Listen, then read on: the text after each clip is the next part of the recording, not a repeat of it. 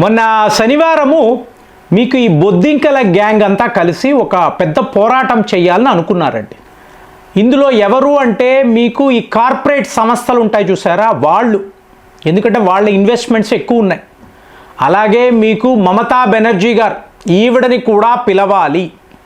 So ఇలాగ తక్కిన నాయకులు. ఇంతలో ఒక వార్త ఏమిటి అంటే మీరు ఈ అభిజిత్ దీప్కే ఇతని వీడియోను చూడాలి. ఒక అమ్మాయి ఇలా చూపిస్తుంది ఫోన్ని, చూసేసి అలా కూలబడిపోయాడు.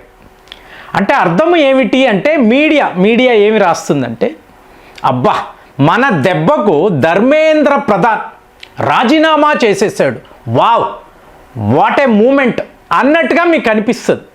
కానీ అసలు విషయం ఏమిటి, అయ్యా బాబోయ్ నువ్వు ఇలాగా రాజీనామా చేస్తే మా పోరాటాలు ఏమవ్వాలి, డబ్బులు తీసుకున్నాము కదా అంటే ఒక పెద్ద బలూన్ అండి. ఇవాళ మండే పార్లమెంటులో పెద్ద లెవెల్లో గొడవలు చెయ్యాలని వీళ్ళు ప్లాన్ చేశారు. ఒకే దెబ్బ క్లియర్ అయిపోయింది. అతను రాజీనామా చేశాడు, టోటల్ మూమెంట్ అలాగే నీరు కారిపోయింది. అంటే పెద్ద బలూన్కి ఒక చిన్న పిన్ను పెట్టి ఇలా పొడిచారు, అయిపోయింది. సో ఇప్పుడు ఏం చెయ్యాలి, డబ్బు ఉంది పోరాటము లేదు, ఏం చెయ్యాలి ఇప్పుడు, ఇది వీళ్ళ సమస్య. సో ఇంతలో వీళ్ళకి దేవుడు ఎవరు, ధ్రువరేతి అని అంటారండి, జర్మనీలో ఉంటాడు. ఇతను ఒక యూట్యూబర్. ఇతను వీళ్ళకి దేవుడులాగా, మీరు ఆ వీడియో చూసారని కూడా ఫోటోని అలా చూపిస్తే అందరు ఇలాగా, అబ్బా గురుజీ వచ్చేసారా, మీ కాల్ కోసమే వెయిటింగ్, చూసారా ఇప్పుడు మనము ఏం చెయ్యాలి అంటే, భారత్కు సంబంధించి ఎన్ని వ్యతిరేకమైన వీడియోలు పెట్టాలో ఈ ధ్రువరేతి పెడుతూనే ఉంటాడు. అమెరికా వెళతాడు, సో అక్కడ వీళ్ళందరినీ కలుస్తాడు, డబ్బులు తెచ్చుకుంటాడు. వాళ్ళ ఎజెండా ఎక్కడెక్కడ ఎలాంటి ఇష్యూస్ని బయటికి తీసుకురావాలి.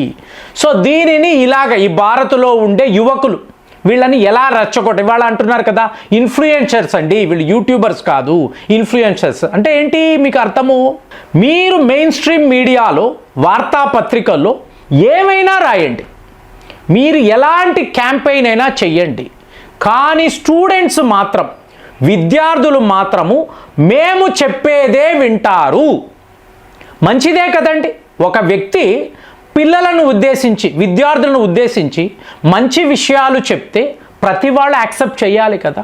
కానీ ఇప్పుడు వీళ్ళు ఏం చేస్తున్నారు మీకు తెలుసో తెలియదో, ఈ యూనికార్న్స్ అని అంటారండి, స్టార్టప్ కంపెనీస్ లైక్ ఫ్లిప్కార్ట్ అనండి, మీకు స్విగ్గీ, జొమాటో, ఇలాగా మీకు భారత్లో దగ్గర 150 యూనికార్న్స్ అంటే 1 బిలియన్ అమెరికన్ డాలర్స్ను దాటిన కంపెనీలు. ఇవంతా ఏంటి, స్టార్టప్ కంపెనీస్ అండి. యువకులు ఇవాళ ప్రైవేటు సంస్థలు పెట్టి మీకు అంతరిక్షంలో శాటిలైట్స్ పంపించే లెవెల్కి మన భారత్ ఎదిగింది. ఎవడు మనల్ని క్వశ్చన్ చెయ్యలేడు. మన టాలెంట్ అనేది ప్రపంచంలో టాప్ మోస్ట్గా పనిచేస్తుంది. సొంత శాటిలైట్స్ అండి ప్రైవేట్ రంగంలో, నమ్ముతారా? ఇస్రోతో వీళ్ళు జాయింట్ వెంచర్లు పెట్టుకున్నారు. సో వీళ్ళందరూ ఎవరు, స్టార్టప్ కంపెనీస్, యూనికార్న్స్. మీకు ఈ గొడవలు చేసే ఈ గ్యాంగులు, వాళ్ళ వీడియోలు చూశారు కదా, వీళ్ళు స్టూడెంట్సా? వీళ్ళు ఇలాంటి స్టార్టప్ కంపెనీస్ పెడతారా? ఎవరైనా అక్కడ ఉన్నారా? ఒక్కళ్ళని చూపించండి. ఈ యూనికార్న్స్ స్టార్ట్ చేసిన వాళ్ళు ఒక స్టూడెంట్ అయినా అక్కడ మీకు కనిపిస్తాడా? లేడు.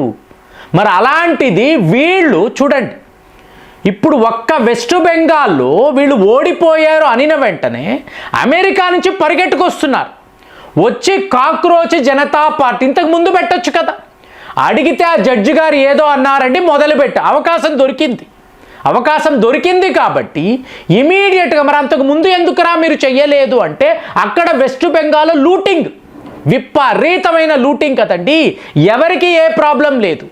ఒక్కసారిగా అక్కడ ఓడిపోయాము అనిన వెంటనే భారత్ మహాదారుణంగా ఉంది, ఇక్కడ పూర్తిగా అవినీతి, ఇక్కడ మీకు ఏ మంచి జరగడం లేదని అమెరికా నుంచి వస్తున్నారండి. మరి మన నిజాలు తెలుసుకోవాలంటే 5 లక్షల మంది హిందూ మహిళలు మాయమైపోయారండి, మిస్సింగ్. ఏమైపోయారు? Nobody knows. 2025 మాత్రమే చూశారంటే 50,000 అమ్మాయిలు, హిందూ అమ్మాయిలు వెస్ట్ బెంగాల్లో మాయమయ్యారు. అంటే ఇదంతా వీళ్ళకి పట్టదా? వీళ్ళు హిందువులే కదా, ఇది ఒక హిందూ దేశం అంటే ఎందుకు ఒప్పుకోరు? అంటే మీకు ఏమైనా అవనియండి, మా ఎజెండా మాదే.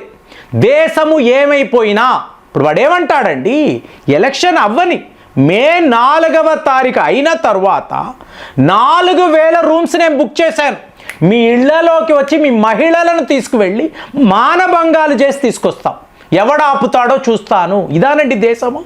సో దీన్ని మీరు అడిగితే, మీరు వ్యతిరేకిస్తే అమెరికా నుంచి, యూరోప్ నుంచి, బంగ్లాదేశ్, నేపాల్, ఇక్కడ నుంచి అంతా కూడా పోరాటదారులు. మన మహిళలను మనం కాపాడుకోవాలంటే ఆపడానికి ఇంతంతమంది వస్తారు. మీకు మీ యువత ఇంతలాగా ప్రగతిని సాధిస్తే నో నథింగ్. వీళ్ళు కాదు మాకు కావలసింది, గూండాలు, అమ్మాయిలు మిడిల్ ఫింగర్ చూపిస్తున్నారండి.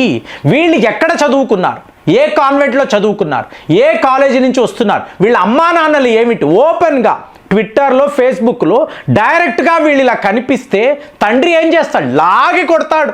నిన్ను ఎవడెళ్ళమన్నాడు అక్కడ, ఇదా నువ్వు చేసేది, ఇదా నువ్వు మాట్లాడేది, ఇలాంటి బూతులా ఎవరు నేర్పించారు నీకు అడుగుతాడు కదా. అలాంటిది ఏమీ లేదు ఫ్రెండ్స్, వీళ్ళే కావాలి. దేశానికి ఇలాంటి వాళ్ళు మాత్రమే కావాలి. యూనికార్న్స్, స్టార్టప్స్ మొదలుపెట్టిన వాళ్ళు, మీకు ప్రపంచ స్థాయిలో హైయెస్ట్ ఇంజనీర్స్ని ప్రొడ్యూస్ చేసే దేశము వాళ్ళు కాదండి. మాకు ఇలా రాళ్ళు తీసుకోవాలి, పోలీసుల మీద విసరాలి, మహిళా పోలీసులను కొట్టాలి, వాళ్ళ బట్టలు ఊడదీసే ప్రయత్నాలు చేయాలి, ఇలాంటి వాళ్ళే మాకు కావాలి అని చెప్పి వీళ్ళు మాట్లాడుతూ ఉంటే, సో ఇప్పుడు మెల్లమెల్లగా ఇది పంజాబ్ దాకా వెళ్ళిపోయింది. మరి పంజాబ్లో చూశారనుకోండి, ఆమ్ ఆద్మీ పార్టీ యొక్క సీఎం ఉన్నాడు. మరి ఇదంతా అరవింద్ కేజ్రీవాలే కదా చేస్తున్నాడు. ఏంటి బలిదానం, మేము దేశము కోసం, విద్యార్థుల కోసం పోరాటాలు చేస్తున్నాము. ఇది ఒక పొలిటికల్ పార్టీ కాదంటే యాంటీ బీజేపీ క్యాంపెయిన్ కాదు, ప్రో కాంగ్రెస్ కాదు, అలాగే అరవింద్ కేజ్రీవాల్ కోసం చెయ్యడము లేదు. మేము దేశము కోసం చేస్తున్నామని ఒక పిక్చర్ ఇవ్వడానికి పంజాబ్లో ఇలాంటి పోరాటాలు మొదలు పెట్టాలి అని వీళ్ళు అనుకున్నారు. కానీ ఏమైంది, నీట్ మూమెంటే లేకుండా పోయింది. ఒకే దెబ్బ ఈయన రాజీనామా చేయడంతో ఇప్పుడు ఏం చెయ్యాలి మనం? సో మీకు దిక్కు తోచడం లేదు. సో మీకు ఎలా ఉందంటే, నేను మళ్ళీ అమెరికా వెళ్ళిపోతా, కూర్చుంటాం, మళ్ళీ మేము ప్లాన్ చేస్తాం. ఇదైతే వీళ్ళు విడిచిపెట్టారు కదండి, ఎందుకంటే వీళ్లకు వేరే అజెండానే లేదు. సో ఎలాగే యువతను రెచ్చగొట్టడం, ఈ రౌడీ మూకలనంతా ఎలా తీసుకురావడం, ఇదే ప్లానింగ్లో వీళ్ళు ఉన్నారు. అలాంటిది ఒక పెద్ద బలూను ఇలా బర్స్ట్ అయ్యేటప్పటికీ ఇప్పుడు వీళ్ళు ఆగిపోయారు. మమతా బెనర్జీ గారు ఇప్పుడు ఏంట్రా ఇంత మాట్లాడారు, ఎలాగా ఆలోచనలో పడిపోయారు.